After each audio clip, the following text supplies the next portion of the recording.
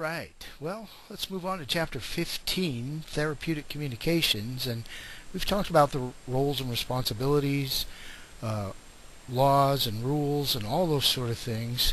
And prior to turning you loose doing patient contacts, I think it's important that we skip ahead to Chapter 15 and talk about therapeutic or effective patient communication.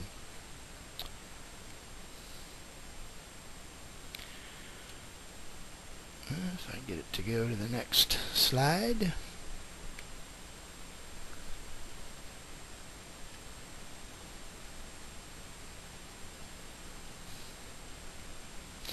Alright, so our learning objectives today, we're going to define communication.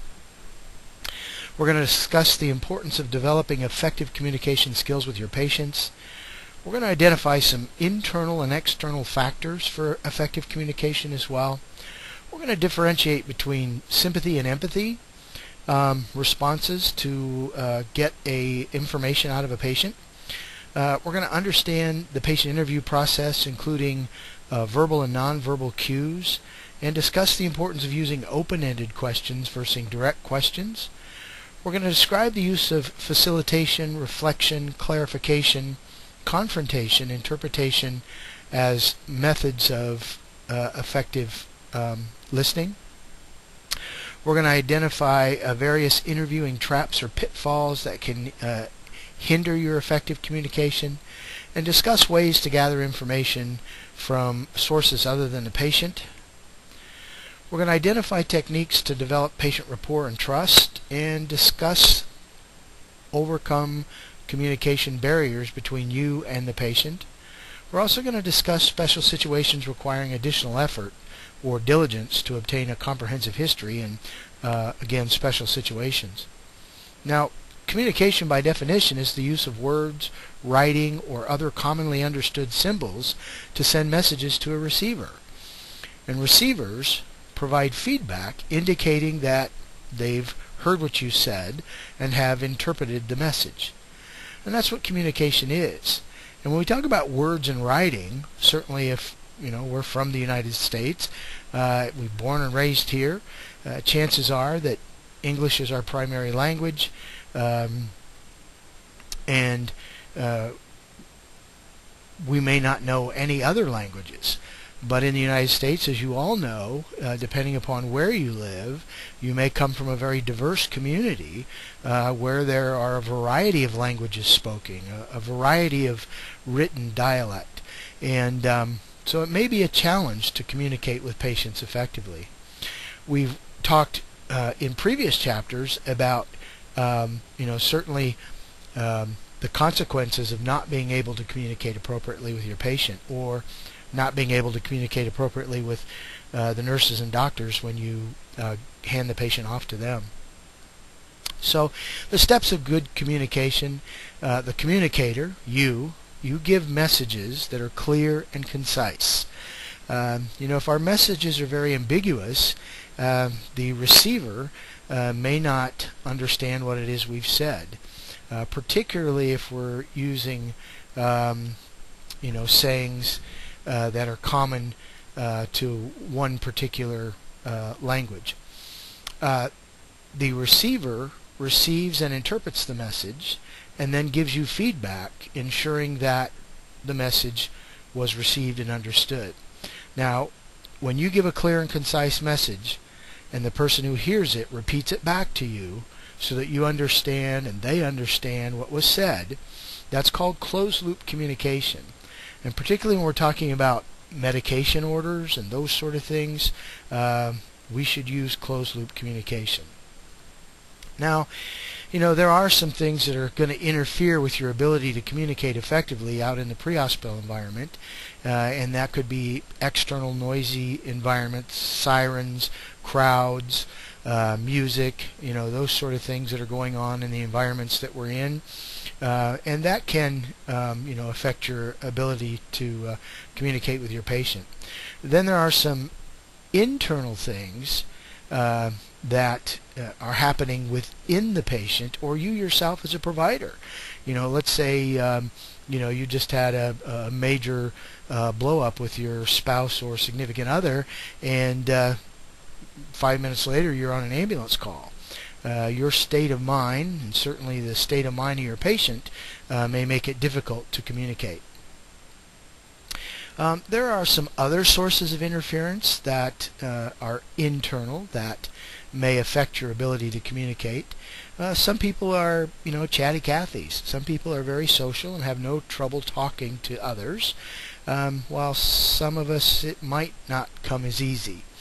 Your own personal experiences with particular groups or particular races or religions or those sort of things lead to pre-existing opinions and biases. Your own religious beliefs may interfere with the ability to communicate. Your educational background, your cultural beliefs, and the customs within your own community. Now, personal bias and labeling puts an end to effective communication, and it's very hard for us not to be biased, particularly if we've grown up in a primarily white Anglo-Saxon Protestant environment with very little interaction with other races or other religions or other cultures, other than what we see on TV, which is stereotypically played, and we may form personal biases. And that's not going to allow us to effectively communicate. Now, some other internal factors for effective communication is being able to, as a paramedic, as you provide care to a patient, to be empathetic. Sympathy and empathy, often terms used to mean the same thing, but they're quite different. Empathy is understanding the patient's experience, what the patient is going through, walking a mile in their shoes. And if you've never been in that situation, it may be very difficult for you to display empathy. Now, sympathy is sharing the patient's feelings or sharing the experience. And oftentimes patients don't want your sympathy. They don't want you to say things like, "Oh, I know how you feel," because we may not know how they're feeling if we've never understood that experience ourselves. There are some external factors for effective communication. And I think in order to communicate, we need to be active listeners. And an active listener is paying attention to what is being said, listening to the words, and understanding the significance of the words, rather than thinking about what your next sentence is going to be. If you focus on just hearing what the patient says while you're trying to formulate your next sentence, or you're trying to think about what the patient's condition is, you may not hear what is being said. So it's really important that we focus our attention on the patient, and to show them that we are actively listening. It requires us to display proper body language. We need to be turned in towards them, rather than our back towards them or our side towards them as we're looking through this or that.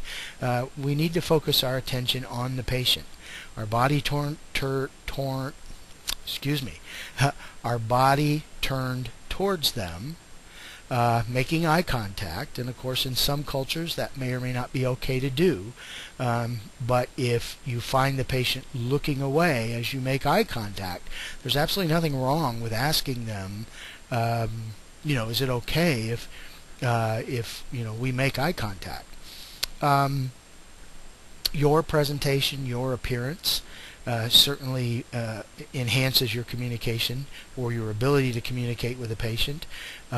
Studies have indicated that certainly you're taken more seriously when you carry and display yourself as a professional. Respecting personal space is something else that can affect your ability to communicate with a patient. Typically in the United States, personal space is anywhere from about 1 foot to 4 feet. So typically within an arm's length away from the patient is a typical safe personal space distance to be. But in some cultures, it may be closer to 12 feet away. You get much closer than that, and they find that particularly uncomfortable. Your body posture, if you're slumped over and, just slumped over, not sitting upright, those sort of things can give the patient a bad impression as well.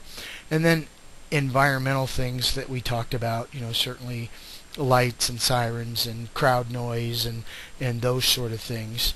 Extremely hot environments, extremely cold environments, hostile environments, all those things can affect your ability to communicate. Now, when we think about doing an interview or a patient assessment, it begins with the dispatch information and the chief complaint. And we all know that, even though the dispatcher is doing their best to give us the information or get us the information we need as we respond to the scene, that sometimes what we're told we're going to isn't what we actually see when we get there. And then you also have to pick up on the patient's nonverbal communication as you arrive on scene as well. What are the living conditions like within the home? What sort of emotional state is the patient in? And what sort of distress level are they displaying? If they're calm and quiet, are they crying uncontrollably, wringing their hands, clenching their fists? Are they working really hard to breathe? You can tell what sort of distress they're in, as well as their emotional state before you even begin your interview. Now, with a conscious patient, we've all been taught to initially greet the patient and introduce yourself, and then ask what the patient's name is. To me, there's nothing more sweeter than the sound of my name, and many people feel that same way. You don't want to overuse their name, but you do want to ask them what their name is and ask them if it's okay to call them by that name. And I say that because I was taking care of an elder gentleman who happened to be a retired senator, and I asked him his name, and he said Robert Smith as an example. And I said, well, do you mind if I call you Robert? And his wife tapped me on the shoulder and said, that will be Senator Smith to you. And so, some people are funny that way. Even though they do tell you their name, they may want you to address them by something else.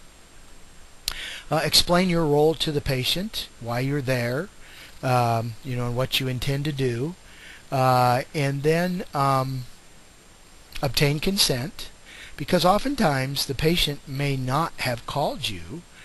Somebody else may have called, and you need to get consent before you lay hands. Use open-ended questions, and that will encourage the patient to use their own words. And an example of an open-ended question, I guess an example of a close-ended question, is questions that end in yes or no. Particularly, if you say to a patient, are you having chest pain? Well, that's a close-ended question, either yes or no. And then if you add, well, is it sharp or dull? That's not very open either, because we've only given them two choices. And if their pain is not sharp or not dull, they may have to pick one, and that may not really describe what they're feeling at all. And then you may have to use direct questions to clarify if you don't understand what their complaint and their condition is. Here's some techniques that can be used for interviewing to let the patient know that you're actively listening. Facilitation is the use of questions to allow the patient to continue. Sometimes there's that awkward silence that occurs when you're trying to get some information from a patient, and you may have to interject some questions in order to get them to continue describing their problem or their condition. Reflection is repeated words or phrases that that the patient used, by repeating those same words or phrases, it tells the patient that you're listening. And then clarification. You may have to use questions to help eliminate some uncertainty, and that's okay to do that. Confrontation is a statement used to question the patient about their feelings. If a person's body language is telling you that they're in lots of pain, and you ask them that, are you in pain, and they say no, confronting them with another question, might get you the answer that you need. Interpretation is a statement used to demonstrate understanding the patient's feeling. We often call that paraphrasing as well.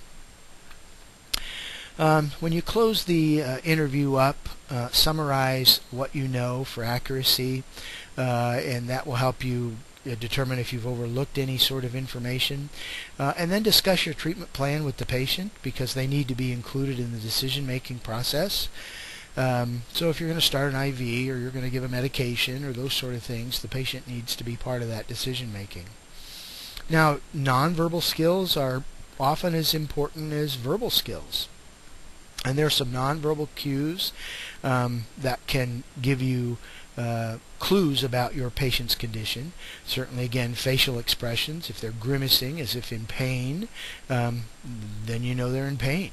If their body posture, if they're crouched over, holding their lower right side of their abdomen, that could be an appendix.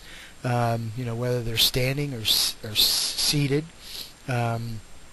If they're seated and they're in a tripod position, that certainly indicates that they're having trouble breathing. And then their appearance, do they look anxious? Do they look quiet or calm? Do they look sleepy? Those sort of things can give you a cue as to what's going on with your patient.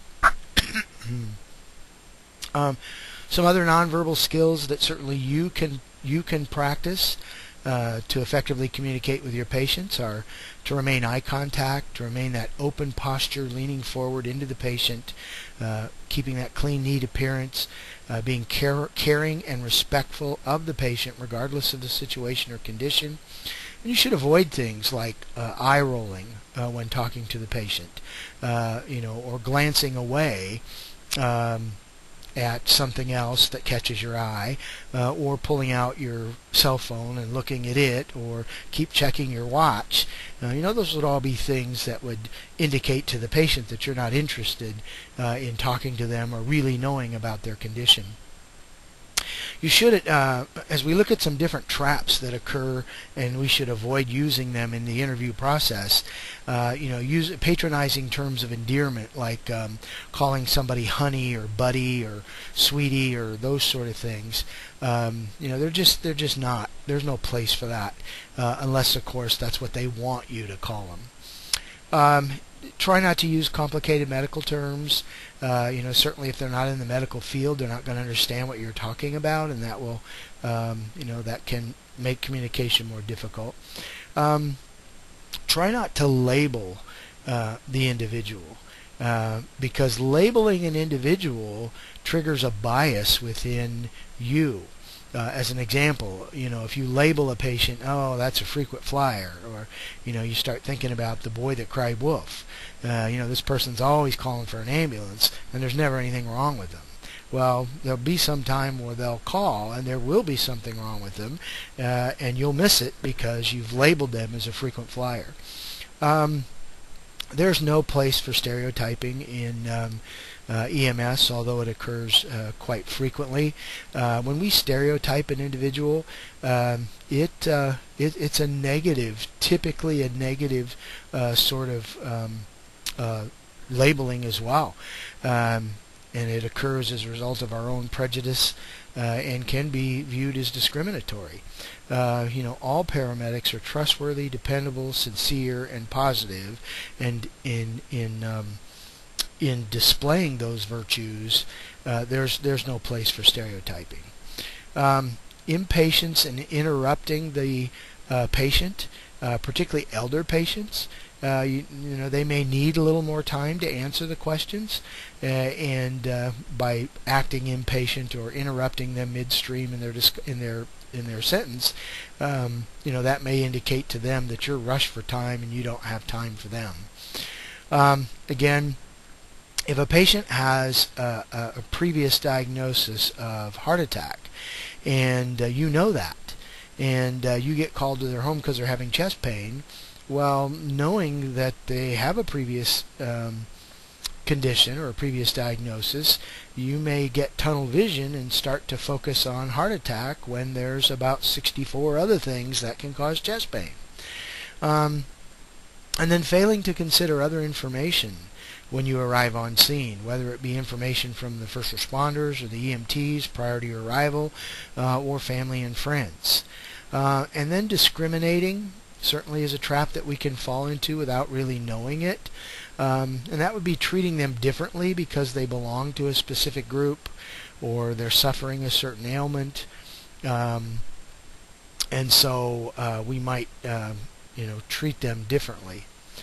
Some other traps for interviewing include providing false assurance. If you aren't certain of what's going on, it's not appropriate for you to tell the patient that everything's going to be okay. Because if it turns out that everything isn't okay, that certainly undermines trust. Avoidance is another trap that we can get into in the interviewing process, particularly sensitive topics. There may be things that, I use this, certainly this term about, no one talking about the elephant in the room. If there were an elephant in the room, we'd all see it, but nobody is talking about it. That's avoidance. So if there is that elephant in the room, if there is that condition that, if somebody is quite intoxicated, there isn't anything inappropriate about asking them about their drinking and how much they've consumed and their habits and that sort of stuff.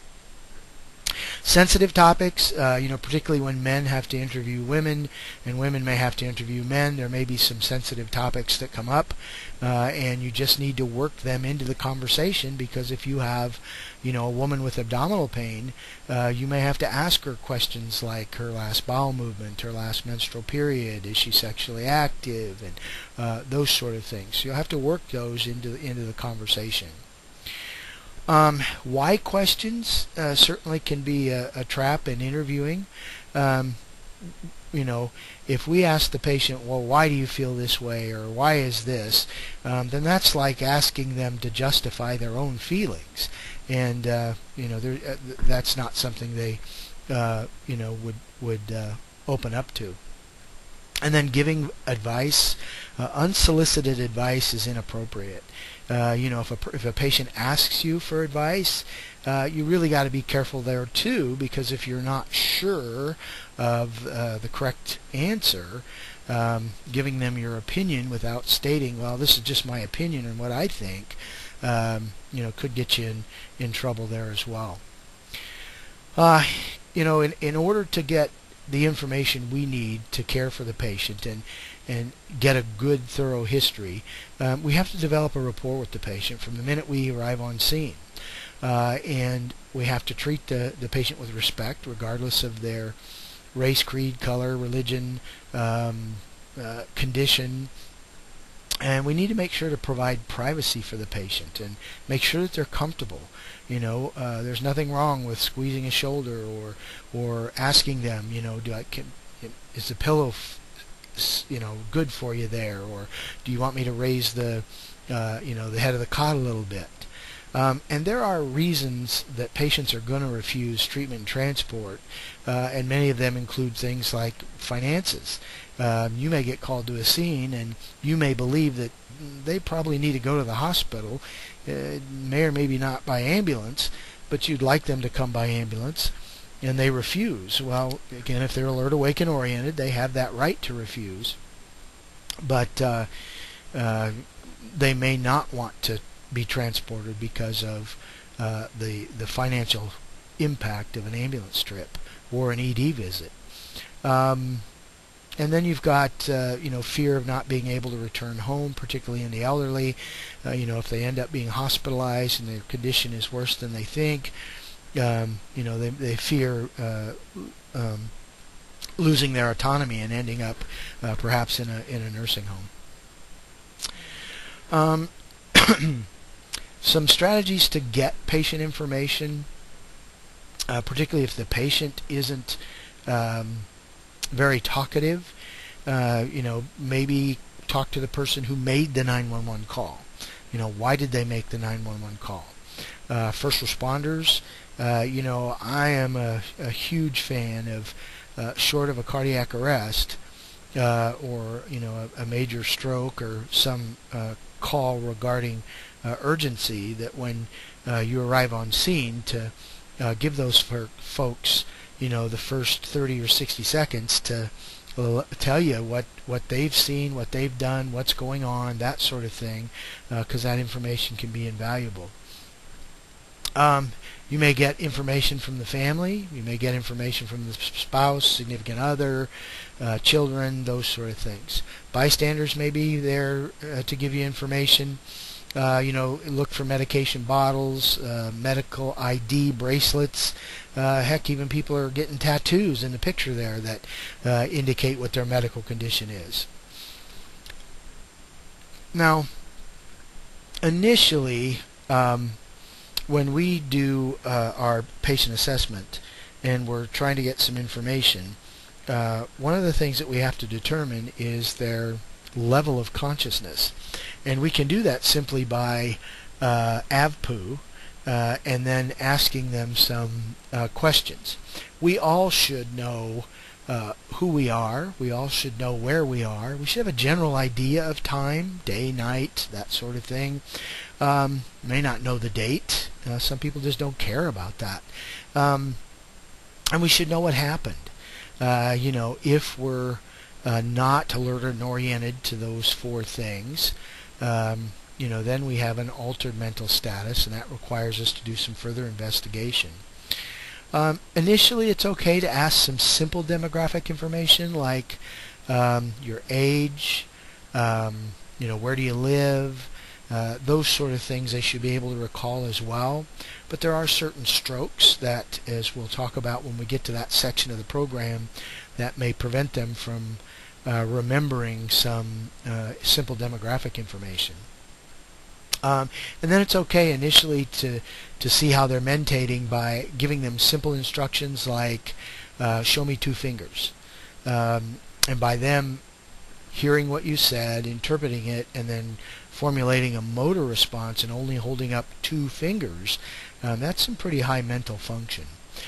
We don't need them at this point to push, pull. We don't need to, to do an extensive neurologic assessment, because that's going to come later. Sometimes during the patient interview, you'll get that awkward silence where perhaps you don't know the right question to ask, and the patient isn't very open in their communication. They're not saying much. Well, remember that some patients are silent because they're afraid of the medical care. They're certainly embarrassed because of the condition that they're in. They want to avoid legal prosecution, thinking that you're going to turn them into law enforcement, particularly if they've, used any illegal substances. And they may have medical or psychiatric conditions that prevent them from speaking. Medical conditions like a stroke, and certainly psychiatric conditions. The overly talkative patient, the one that's, that chatty Cathy that just chats your ear off all the way into the hospital, you have to refocus the patient. You can do that by asking them direct questions and have them answer those direct questions. And you may have to accept a less than perfect summary of the history, because we're looking for that pertinent past medical history, and once you open that gates for the overly talkative patient, they'll tell you everything about their history. The hostile patient, remember, scene safety and personal safety is our primary concern at all calls, and we have to make sure that is taken care of prior to dealing with a hostile patient. They may be angry at the medical condition, perhaps a recent diagnosis of a disease that they're just not sure how they're going to manage. They may have been unsuccessfully treated and released and now are returning to the hospital. You may deal with a hostile patient that has just been in a fight. Certainly when you throw in alcohol and drugs, those complicate the condition with these hostile patients. And when dealing with hostile patients, remain kind, calm, and professional. Oftentimes when a person is angry and they're really worked up, that comes from a different part of the brain than reasoning. So what we have to do in somebody who's extremely angry is to get them into the part of the brain where they reason. And we do that by using that kind, calm, professional demeanor and calming them down. It does little good for us to mimic their behavior, and we should avoid doing that. Maintain eye contact is important with the hostile patient, and it may take you some extra time to ask the questions as to why they're so upset, and what you can do to help them. When you're dealing with patients with limited intelligence, certainly those who have some sort of mental condition, you want to include them in the interaction as much as possible, but again, depending on their limited intelligence, you may have to rely on their caregiver for information. For illiteracy, if somebody is illiterate, you may have to provide pictures, and we see this more not so much with illiteracy because we're not asking patients to read stuff, but we may have to show them pictures of what it is that we want if they don't understand. Excuse me. We may also have to rely on caregivers for those patients with limited intelligence. With children, it's important that we use age-appropriate interview questions. If we're talking to a young child about right upper quadrant pain, certainly if we use right upper quadrant abdominal pain, they may not have any idea what we're talking about. So we need to use age-appropriate questions with a language that they can understand. We want to get down to their level. We don't want to tower over them to ask them questions. Certainly, kneeling down, getting down to their level, remaining calm and quiet. And when we start getting into kids over the age of 6, it's important that we ask the child questions alone if we believe that the child is showing any sign of abuse or is not answering any questions at all and is relying on the parent to answer the questions, or the child may not want to say something in front of their parents for fear that they're going to get in trouble. So you might have to do some of that interviewing alone. With adolescents, again, interview those folks alone. Avoid reflection, confrontation, and silence with that particular group. Elderly patients may be suffering from dementia. They have certain physical changes that make their response times a little slower. Elderly patients in no way have limited intellect. Excuse me, just because they're elderly doesn't mean they can't learn, that they are slow, those sort of things. But they may need a little longer response time to give you an answer. They may downplay or deny their symptoms, again, for fear that if they tell you about how truly they feel, and they end up hospitalized, they may not be able to come back home. Elderly patients may take multiple medications which mask symptoms.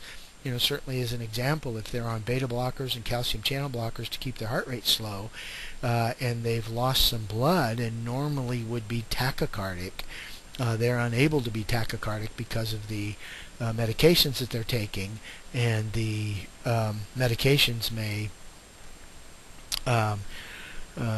mask hypovolemia. Also, they're concerned about the financial impact of what this care costs them if they're on a limited, tight budget, and then that fear of not being able to come back home. Cultural considerations vary from city to city, state to state, and cultural considerations are based off the cultural beliefs within that community. If you're in a community where certainly foreign languages are spoken, it may be difficult for you to communicate if you don't speak that foreign language, so you're going to have to rely on an interpreter. Colloquialisms, these are phrases that most of us understand, like "I wasn't born yesterday." That doesn't mean you weren't born yesterday. It means you're not, you can't be tricked easily. So that's a colloquialism, and we shouldn't use those when communicating with patients because they may not have any idea what we're trying to say. We need to, certainly to use the rules of personal interaction or engage the rules of personal interaction, maintaining eye contact, maintaining personal space, lean inwards, look at the patient, all those sort of things. And then ask the patient how you should address them. Mr., Mrs., those sort of things. Is it okay to call them by their first name? Ethnocentrism or cultural imposition should never play a role. Ethnocentrism is believing that your race is superior, and so all other races have problems because they're not as good as you are, and that really has no place in caring for patients. You may have some language barriers, again because of a very diverse community in which you live, where there are multiple languages spoken. And oftentimes in those particular situations you can use the children that are in the home, because the children are more than likely in an English school and can serve as interpreters. You might have to use a telephone translation service if it's all possible. Maybe your county has a trained interpreter that they can call upon. Using some words and mixing them with English words is not a real effective way to communicate either. So if you don't know the language, it's better to find an interpreter. When we look at hearing impaired patients, I have a tendency when dealing with a patient who's hard of hearing just to raise my voice. And I also have a tendency to do that on all elder patients, thinking that all elder patients are hard of hearing as well. So it's important that, if they do tell you that they're hard of hearing, or it appears that as you're talking to one side of their face that they're obviously not hearing you, you may have to raise your voice, but usually not until the patient asks you to. It's important that you make eye contact when speaking to patients with hearing impairments because they become very good at lip reading. So making that eye contact with face-to-face, looking at each other, speaking clearly and slowly, they may be able to lip read. People with hearing impairments are flashlight sensitive as well. If you know sign language, that's an important way to communicate, certainly with those who are deaf. You may have a piece of paper and a pen.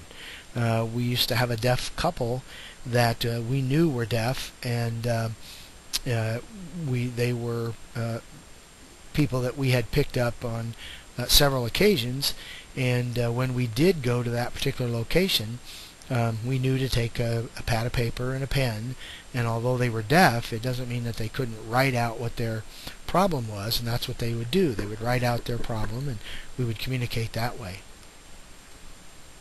The use of interpreters is important if you have that ability, and they should be interpreters that are especially trained for medical interpretation.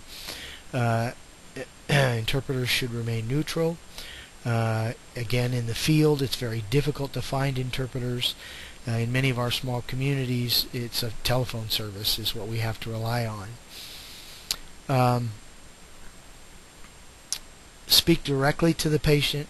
Maintain eye contact when using an interpreter. The interpreter will interpret what you've said, but you still need to maintain that eye contact with the patient and talk to them, even though they may not understand what you're saying, and they'll rely on the interpreter for that. Your use of good body language, your use of kind, caring, presence certainly would be interpreted, even if they can't understand the words. Patients with substance abuse, ensure personal safety on the scene, because oftentimes these patients, particularly if you're going to give them an antidote, may become violent. If you're called for a substance abuse patient who has overdosed, overdoses can be intentional and they can be non-intentional. Those elder patients suffering from polypharmacy, those patients who take 5 or more drugs, it's very easy for them to get their medications mixed up and perhaps unintentionally overdose on their medication. We need to use direct, close-ended yes/no questions with patients of substance abuse. Maintain a calm, quiet, controlled environment. Certainly, if depending on what substance they've abused, a loud, noisy, busy environment may set them off. You may have to use witnesses or a caregiver to get the information that you need, and try to determine what the substance is, because we may have an antidote. Like with heroin, we may have the ability to administer Narcan. Now, you may have patients of the opposite sex, or even patients of same sex, that find you sexually attractive, that want to seduce you. That shouldn't change your interaction with the patient. Remind the patient of the professional relationship that exists, and if you are in that particular situation where a patient's flirting heavily with you, they find you sexually attractive, and you may find them sexually attractive, you don't want to put yourself in a situation where you're alone with the patient. And if possible, if you could have somebody of the same sex transfer that particular patient, that could be helpful, so that allegations of sexual assault and those sort of things aren't made. You're going to deal with patients who have multiple symptoms, and when you have a patient who have multiple symptoms, that heart attack patient with COPD who's in congestive failure, you're going to have to prioritize what you're going to treat first and what you have to address first. Patients who are very anxious, you can pick up on their verbal clues, certainly the tone of their voice, the speed at which they're talking, and then their nonverbal clues, pacing, wringing their hands, sweating, those sort of things. Respond to those anxious patients with empathy, and then acknowledge that you can see that they're anxious, and if needed, we do have medications to help treat anxiety disorders. If you've got a patient who's depressed or crying, those can be challenging, because one, you don't know what they're depressed or what they're crying about initially, and so you don't want to say something that makes the situation worse. But if you remain calm and reassure the patient, be empathetic, certainly if a person is really exhibiting signs of depression, Ask them if they've had any suicidal or homicidal thoughts, because those need to be addressed, and it will help you to determine their risk level as well for suicide. All right, in summary, we've talked about the ability to communicate effectively as an essential skill of the paramedic, something that we need to do well.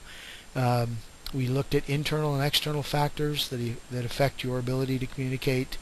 We talked about the interview process and how that begins before you actually touch the patient, and how it's a dynamic process in the sense that as you gather more information, your interview questions change, your assessment changes, your treatment changes, all those things, because caring for a patient is quite a dynamic process.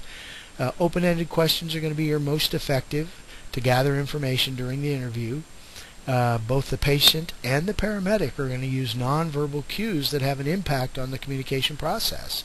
So be aware of your body language. Building patient rapport is conducive to good patient communication and good patient care. Without that rapport, it's going to be very difficult to get a history, and a good history is 85% of your diagnosis. There are several interviewing traps that we looked at, and all those traps can negatively affect the patient communication and your care.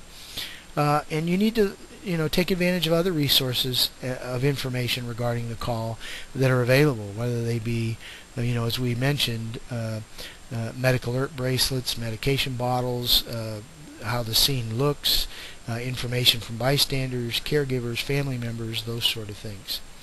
And that special situations require you to adjust your communication skills to maximize your chances of gathering some really good information, which again will promote a good diagnosis and help you provide good patient care. All right, well, if you have any questions concerning therapeutic communications, feel free to, again, email me at this particular email, or post a question on the message board at the Iowa Western Community College paramedic website. With that, I'm finished, and I'll talk to you soon.